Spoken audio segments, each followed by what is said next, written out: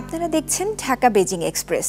Channel 24 ও China media গ্রুপের যৌথ আয়োজনে থাকছে চীন ও বাংলাদেশের নানা খবর। এই বিশ্বে দুর্দান্ত গতিতে এগিয়ে চলা দেশ চীন। প্রযুক্তি ও সংস্কৃতিতে ক্রমাগত বিশ্ব দরবারে ছাপ ফেলছে দেশটি, দেখছে অভিন্ন এক ভবিষ্যতের স্বপ্ন। বাংলাদেশের সাথে চীনের বন্ধুত্বের পথ চলা 5 দশকের। দুই দেশের দ্বিপাক্ষিক সম্পর্কের নানা খাতে এগিয়ে চলার গল্প বলবো আমরা, তুলে ধরব সংস্কৃতির নানা দিক। দর্শক, স্বাগত জানাচ্ছি আমি রাউজায়ে জাবিদা ঐশী। চীনের তাইওয়ানের তরুণরা মূল ভূখণ্ডে ব্যবসা বাণিজ্য করতে বেশ আগ্রহী হয়ে উঠছেন। উদ্যোক্তা হওয়ার জন্য ফুজিয়ান সহ বিভিন্ন প্রদেশ বেছে নিচ্ছেন তারা। কারণ হিসেবে সেখানে প্রতিযোগিতার তুলনায় কর্মসংস্থানের সুযোগ সুবিধা বেশি বলছেন তরুণরা।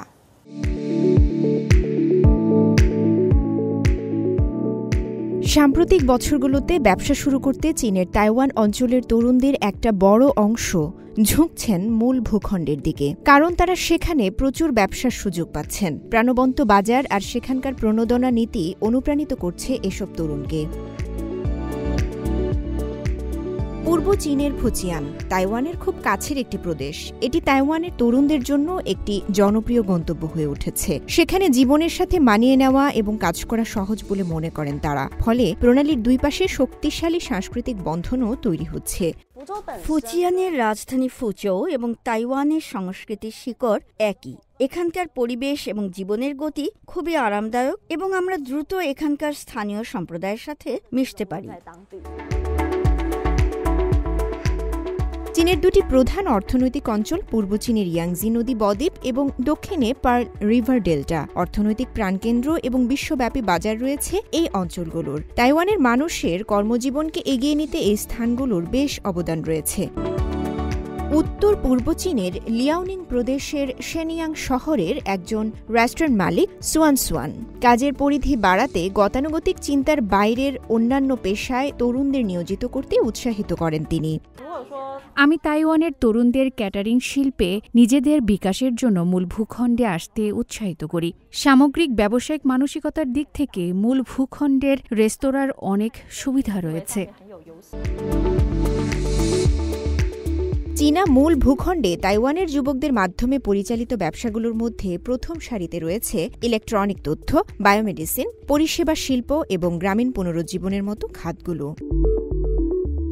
তাইওয়ানে অবস্থিত চাইনিজ ন্যাশনাল ফেডারেশন অফ ইন্ডাস্ট্রিজের একটি জরিপ অনুসারে 2023 সালের মার্চ নাগাদ তাইওয়ানের ব্যবসায়ীদের প্রায় 35% মূল ভূখণ্ডের বাজার সম্পর্কে আশাবাদী ছিল। যদিও 2024-এর শুরুতে তাইওয়ানের বিচ্ছিন্নতাবাদীদের ক্রমাগত উস্কানির কারণে 2010 সালে স্বাক্ষরিত অর্থনৈতিক সহযোগিতা ফ্রেমওয়ার্ক চুক্তি আংশিকভাবে বন্ধ করা হয়। তবে মূল ভূখণ্ডে কখনো তাইওয়ানের জনগণের জন্য ভ্রমণ, বসবাস এবং কাজ করা বন্ধ করা হয়নি। সরকারি পরিসংখ্যান অনুসারে এই বছরের প্রথমার্ধে তাইওয়ানের দর্শনার্থীদের মূল ভূখণ্ডে ভ্রমণের পরিমাণ 1,90,00,000 ছাড়িয়ে গেছে। বাংলাদেশি মেয়ে সাদিয়া সুলতানা সিলভি চীনের চংচৌ বিশ্ববিদ্যালয়ের ল স্কুলে পোস্ট ডক্টরাল ফেলো হিসেবে অধ্যয়ন করছেন তিনি। চীনে সিলভি কেমন আছেন, তার পড়াশোনা, অভিজ্ঞতা এবং নানা বিষয় নিয়ে জানাচ্ছেন আমাদের বেইজিংয়ের সহকর্মী জিনিয়া। চংচৌ বিশ্ববিদ্যালয়ের ল স্কুলে একজন নারী পোস্ট ডক্টরাল ফেলো রয়েছেন। তিনি বাংলাদেশ থেকে এসেছেন। তার গবেষণায় আইনের অনেক ক্ষেত্র জড়িত। এই অসামান্য নারীর বয়স মাত্র 33 বছর। আজ বাংলাদেশি সাদিয়া এবং তার চংচৌ বিশ্ববিদ্যালয়ের জীবনের গল্প শুনব। হ্যালো সাদিয়া, আমি চংচৌ বিশ্ববিদ্যালয়ের ল ডিপার্টমেন্টে পোস্ট ডক্টরাল টিচার এবং আমি চংচৌ বিশ্ববিদ্যালয় থেকেই আমার পিএইচডি কমপ্লিট করেছি ল বিভাগ থেকে। প্রথম কারণ হচ্ছে চংচৌ বিশ্ববিদ্যালয় চায়নার অন্যতম একটি বিশ্ববিদ্যালয়ের মধ্যে পড়ে এবং দ্বিতীয় এখানকার যে শিক্ষার এনভায়রনমেন্টটা সেটা অনেক ভালো। চায়নাকে বেছে নেওয়ার কারণের মধ্যে একটি কারণ ছিল যে চায়নার ল যে সিস্টেমটা, লিগাল সিস্টেম যেভাবে ডেভেলপ করছিল এর মধ্যে এর বিষয়ে রিসার্চটা খুব কম হয়েছে এবং আমার কাছে মনে হয়েছে আমি অ্যাজ আ ফরেনার যদি এই বিষয়টাকে নিয়ে রিসার্চ করি, চায়নার কীভাবে ল সিস্টেম ডেভেলপ হচ্ছে, that will be a very big contribution, I feel like that. আমার কাছে মনে হয়েছে যে চ্যাংজোর প্রভিন্সে লিভিং স্ট্যান্ডার্ড এবং সব কিছু financially is more comfortable, so that was one of the reason to search university within Changzhou. আচ্ছা, এখানে যেমন চাইনিজ গভর্নমেন্টাল স্কলারশিপ আছে, এখানে প্রেসিডেন্সিয়াল স্কলারশিপ আছে, হানান গভর্নমেন্টের স্কলারশিপ আছে, সো প্রভিন্সিয়ালস যেটাকে বলে। তো এমন ডিফারেন্ট স্কলারশিপ আছে, বেল্ট অ্যান্ড রোড স্কলারশিপ আছে যেখানে স্টুডেন্টসরা অ্যাপ্লিকেশন করে আসতে পারে। তাহলে আপনার নিজের কি স্কলারশিপ আছে? আমার ছিল প্রেসিডেন্সিয়াল স্কলারশিপ। চ্যাংজো ইউনিভার্সিটি সবসময় আসলে চেষ্টা করেছে এই কালচারাল এক্সচেঞ্জটাকে প্রমোট করবার চেষ্টা করেছে চ্যাংজো ইউনিভার্সিটি সবসময়। এবং যেহেতু এখানে শুধুমাত্র লাইক বাংলাদেশ বা পাকিস্তান বা ইন্ডিয়ান স্টুডেন্টস না, বিশ্বের বিভিন্ন দেশ থেকে স্টুডেন্টস আসছে, তো এটা কিন্তু একটা আসলে প্ল্যাটফর্ম হয়ে দাঁড়ায় সকলের জন্য, সকল স্টুডেন্টসদের জন্য, যে তারা একে অপরের কালচারটাকে বুঝতে পারে। আমাদের জন্য বলবো, যখন আমরা এই চায়নায় এসেছি, এটা আমাদের জন্য একটা সুযোগ ছিল চাইনিজ কালচারটাকে বোঝা, চাইনিজ সংস্কৃতিকে বোঝবার। ঠিক তেমনি চাইনিজ স্টুডেন্টসরাও কিন্তু আমাদের মাধ্যমেই আসলে বাংলাদেশকে চিনতে পারছে, বাংলাদেশের কালচারটাকে জানতে পারছে।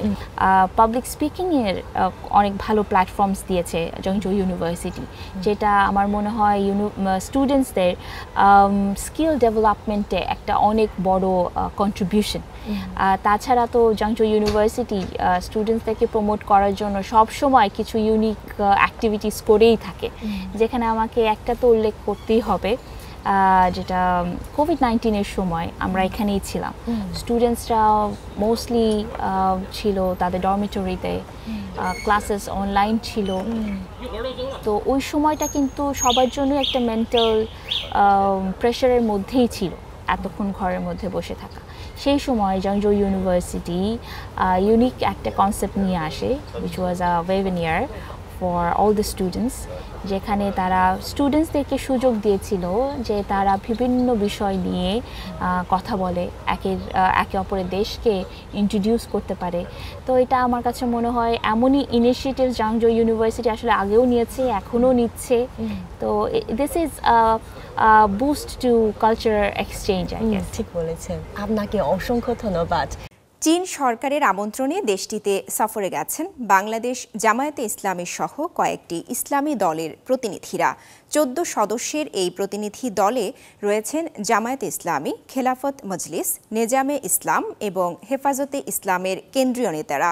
সিএমজি বাংলাকে দেয়া এক বিশেষ সাক্ষাৎকারে চীন বাংলাদেশ বাণিজ্যিক সম্পর্ক উন্নয়নের সম্ভাবনার কথা জানিয়েছেন জামায়াতে ইসলামের কেন্দ্রীয় নায়েবে আমির সৈয়দ আবদুল্লাহ মোহাম্মদ তাহের।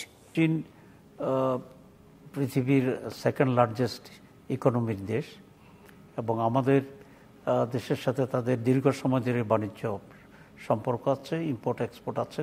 চায়নার সাথে আমাদের বিজনেস রিলেশন আরও গ্রো করতে পারে এবং আমাদের দেশে চায়নার ইনভেস্টমেন্ট আরও অনেক বেশি হতে পারে। আমরা একটা হিউজ প্রজেক্ট দেখলাম এবং সেখানে হাজার হাজার মেগাওয়াট বিদ্যুৎ তারা উৎপাদন করছে ন্যাচারাল ওয়েতে। আমি মনে করি এটা অত্যন্ত একটা পজিটিভ উদ্যোগ এবং পরিবেশ বান্ধব একটি উদ্যোগ। আজকে সারা দুনিয়ায় যে জলবায়ুর সমস্যা দেখা দিয়েছে, এর জন্য এই ধরনের প্রজেক্টের প্রায়োরিটি সব দেশেই থাকা দরকার। বয়স্ক জনগোষ্ঠীর দেখভাল ও মানসিক স্বাস্থ্য সুরক্ষায় চীনে গড়ে উঠেছে সিলভার অর্থনীতি। এবারের শীতের মৌসুমে তাদের নিয়ে নতুন এক পরিষেবার কথাও শোনা যাচ্ছে। চীনের অবসরপ্রাপ্তরা এখন বেছে নিচ্ছে পরিযায়ী পাখির লাইফস্টাইল পর্যটনের অংশ হিসেবে, যা কিনা সিলভার অর্থনীতিতেই রাখতে শুরু করেছে ইতিবাচক ভূমিকা। রিপোর্টে থাকছে বিস্তারিত। চীনে বাড়ছে প্রবীণ জনগোষ্ঠীর সংখ্যা। শীত এলেই তারা পরিযায়ী পাখির মতো জীবনাচার বেছে নেন। এ সময়টায় তারা বিভিন্ন উষ্ণ স্থানে ভ্রমণ ও বসবাস করতে পছন্দ করেন, যা কিনা চীনের সিলভার অর্থনীতিতে নতুন গতির সঞ্চার করছে। স্থান ভেদে চীনের জলবায়ুতে ব্যাপক পরিবর্তন দেখা দেয়, তাই প্রকৃতির সাথে খাপ খাইয়ে নিতে চীনারা নিজেদের মতো করে সুবিধাজনক স্থান খুঁজে নেন। বিশেষ করে যারা স্বাস্থ্য সচেতন ও অবসরপ্রাপ্ত তারা শীতের সময় খুঁজে নেন আরামদায়ক ও উষ্ণ স্থান, আর গ্রীষ্মে শীতল জায়গা। উত্তর পূর্ব চীনের চিলিন প্রদেশের বাসিন্দা মিস লি 2021 সালে প্রথমবারের মতো দক্ষিণ পশ্চিম চীনের ইউন্নান প্রদেশে সফর করে সেখানকার সিচুয়ান বান্নার প্রেমে পড়ে যান তিনি। এরপর থেকে প্রতি বছর শীতে সিচুয়ান বান্নাতে চলে আসেন তিনি। মজার ব্যাপার হলো গ্রীষ্মেই মিস লি আবার চলে যান উত্তর পূর্ব চীনে। এখানকার আবহাওয়া এবং বাতাস আমাকে বেশ স্বস্তি দেয়। এটি বয়স্কদের অবসরের সময় কাটানোর জন্য বেশ উপযুক্ত। এটি প্রচুর গাছপালা সহ একটি জায়গা এবং এখানে খাবারের দামও সাশ্রয়ী। এই বছরের জানুয়ারি থেকে অক্টোবর পর্যন্ত ইউন্নানে পর্যটক সংখ্যা 100 কোটি ছাড়িয়ে গেছে। পর্যটকরা কোন অঞ্চল থেকে আসেন সেটার উপর ভিত্তি করে খাবার সরবরাহ করার কথা জানান এক রেস্তোরাঁ পরিচালক। পর্যটকরা কোথা থেকে এসেছে তার উপর ভিত্তি করে আমরা বিভিন্ন ধরনের খাবার সরবরাহ করি। উত্তরাঞ্চল থেকে যারা আসেন তাদের আমরা গমের তৈরি খাবার দেই। তাদের বিনোদনের জন্য গেম রুম আছে এবং বয়স্কদের জন্য টেবিল টেনিসেরও জায়গাও আছে। সরকারি তথ্যে দেখা গেছে 2023 সালের শেষ নাগাদ চীনে ষাটোর্ধ্ব ব্যক্তির সংখ্যা 29 কোটি 70 লাখ, যা চীনের মোট জনসংখ্যার 21.1%। আর এই জনসংখ্যার একটি বড় অংশকে কেন্দ্র করে দিনকে দিন জনপ্রিয় হয়ে উঠছে সিলভার অর্থনীতি।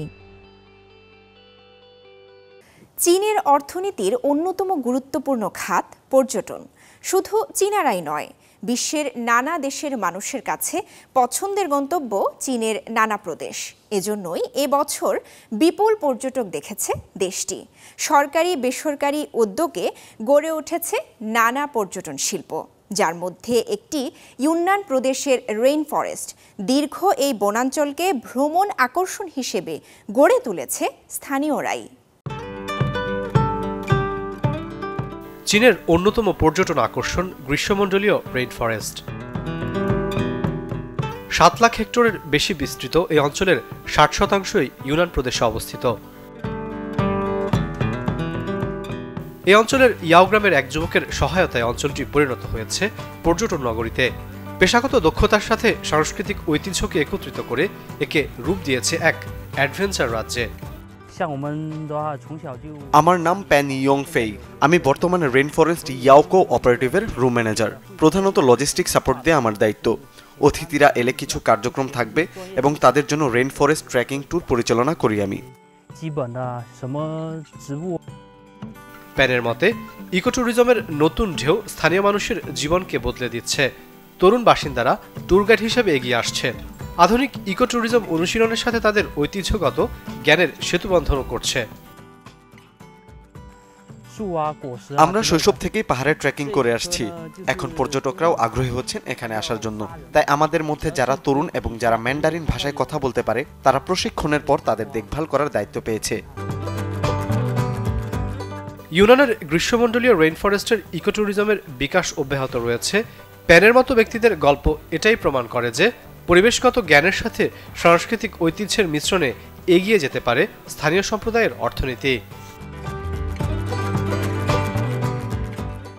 মৃত্যু সাগর এটি কোনো কাল্পনিক শব্দ নয়। চীনের সবচেয়ে বড় মরুভূমি তাকলিমাকানের উপমা এটি। 3,37,000 কিলোমিটার জুড়ে শুধুই ধুধু বালি। চীনের সিনচিয়াং উইগুর স্বায়ত্তশাসিত অঞ্চলের এই মরুভূমিটি একসময় বিপজ্জনক ছিল। গেল বছর এই মরুভূমির বিস্তার প্রতিরোধে বিশেষ ব্যবস্থা নেয় চীন। সম্প্রতি যার বড় অংশের কাজ শেষ হয়েছে।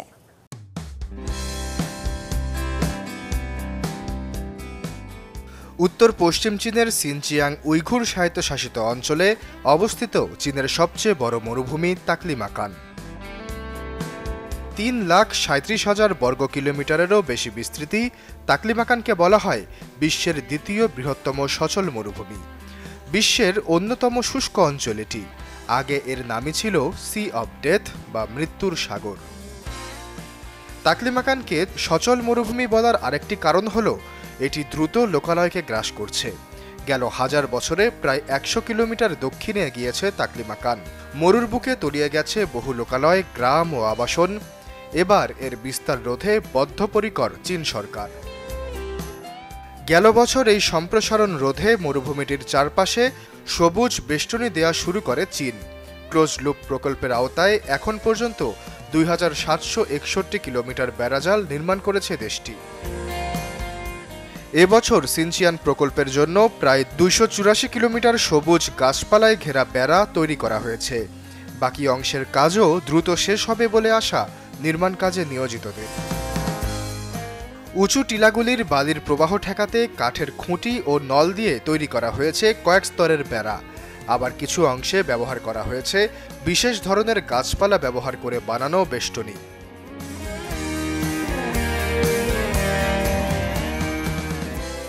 এই মরুর বুকের আরেকটি চমক রয়েছে। একটি অংশকে সবুজে রূপান্তর করার অসম্ভব কাজকে সম্ভব করেছে চীনা প্রশাসন। মূলত হ্যাভেন মাউন্টেনের লেকের পানি বিভিন্ন খাল দিয়ে প্রবাহিত করে এর কিছু অংশে বনায়ন করা হয়। এর পেছনে সরকারের পাশাপাশি রয়েছে স্থানীয়দের অক্লান্ত পরিশ্রম ও পরিচর্যা। যেখানে বিশাল মরুভূমির মাঝখানে কোনো গাছ বেঁচে থাকতে পারত না, সেখানে এর কয়েকটি অংশে এখন তৈরি হয়েছে বাসযোগ্য সবুজ প্রকৃতি।